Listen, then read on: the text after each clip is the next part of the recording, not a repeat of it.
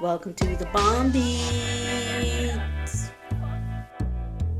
Hey guys, welcome to our new series called Bomb Eats Basics. Here, we'll show you how to cook and prepare super easy but super yummy recipes with ingredients readily available here in the Philippines. Keywords are bare, minimum, effort. These are for those days when you really don't want to bother and interact with other people, but you also want something quick and easy that can soothe your quarantined soul. Here goes! Super easy mac and cheese. Ito yung dish na linuluto namin pag wala na talaga kami sa mood magluto or mag-order online. So, madalas. On a scale of 1 to 10, with 1 being the lowest and 10 being the highest, here's the criteria you would need to prepare this dish. Cooking skills, 1 to 2. Effort level, 1 to 2, depending on who will wash the dishes. Cooking time is 20 to 40 minutes, depending on the amount of effort you are willing to put in.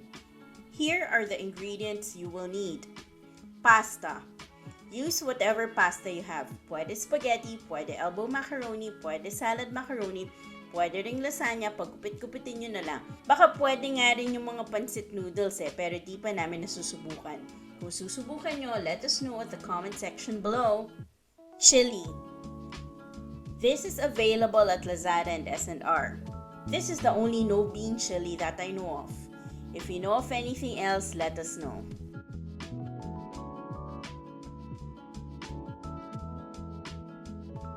And cheese. This is Cheese Basics cheese sauce. Follow them on Facebook and Instagram to see their full menu. Link in the description bar below. You can also substitute with any other kind of cheese sauce you have. Pwede rin cheese whiz, pero baka dapat kailangan haluan ng konting milk. Okay, let's make the pasta first. For those who know how to cook pasta already, skip this part. But heads up lang, make sure you undercook your pasta. So if the box or the pack says 11 minutes like our penne, cook it for 8 to 9 minutes. Bakit? Kasi maluluto pa siya later on when you remove from heat and when you add it with the sauce. Iniiwasan natin siya maging mushy. Pero kung gusto nyong mushy, yung talagang hindi nyo na kailangan ngumuya, habaan nyo yung cooking time. We used roughly half of the box, so around 250 grams. Add salt when water comes to a boil. Does it have to be as salty as the sea? Not necessarily. Tayong mga Pilipino kasi sanay tayo kumain ng kanin as is na hindi inaasinan. And dahil may alat na yung sauce, hindi mo na kailangan pang dagdagan ng alat yung pasta. Iba-iba rin ang level ng kaalatan ng asin. So if your salt is super salty, don't add a lot. Kung hindi siya maalat, add a little more. Kung tinaasan nyo yung heat ng stovetop or ng induction nyo when you were bringing it to a boil, make sure you lower the heat when you put the pasta in. Lalo na kung hindi pa kayo sanay magluto and hindi nyo nababantayan. Pwede. Hindi ko alam ito. Kung ano luluto ko. Baka yung herbs na. Wala tayo. Wala siyang gamit. Wala ka rin yung pahingi. Wala na. Pwede ko siyang sink. Naawa ako sa aso mo eh.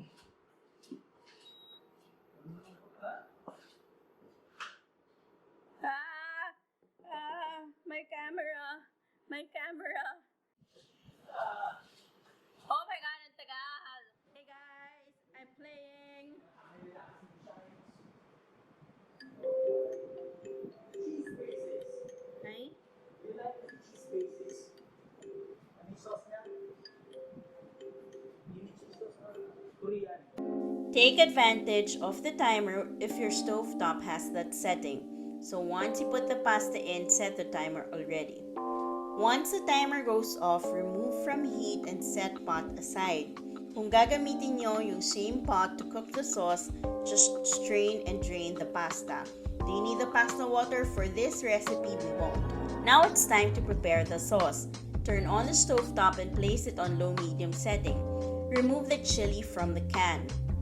Don't forget to ASDJ, always melt the juices. Let the chili simmer in the pan. Once mabawasan na yung liquid, add the cheese. How much cheese? Up to you. Meron kaming isang pack na bukas na, so sinimot na lang namin. If you want it cheesier, add more cheese. Stir and mix occasionally hanggang even na yung color. This is also the time where you want to taste your sauce and see if you want to add anything. You can add pepper, milk or cream, Parmesan cheese, more cheese, or more cheese. But since we're going for the bare minimum effort, okay na to.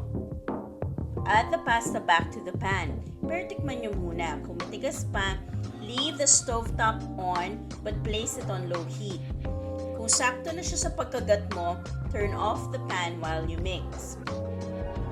Set and serve! But wait! What if you want to make it cheesier? Pwede nyo pa dagdagan ng cheese at ilagay sa oven. Add as many as you want on top. If you have mozzarella lying around, add mozzarella too. Do you have to grate it? Of course not. Just break off chunks and put it on top. Place in the oven and put it on broil setting. Basta dapat nasa taas lang nanggagaling yung heat. Gusto mo lang naman mag-melt ang cheese sa taas eh. Pantay-bantayan nyo na.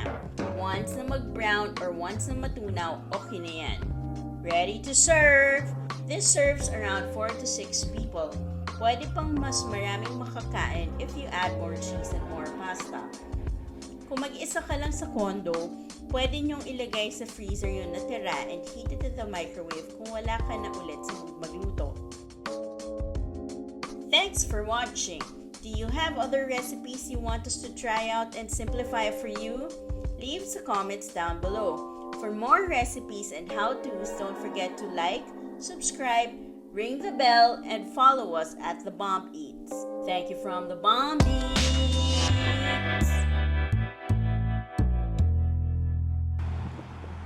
Open wide!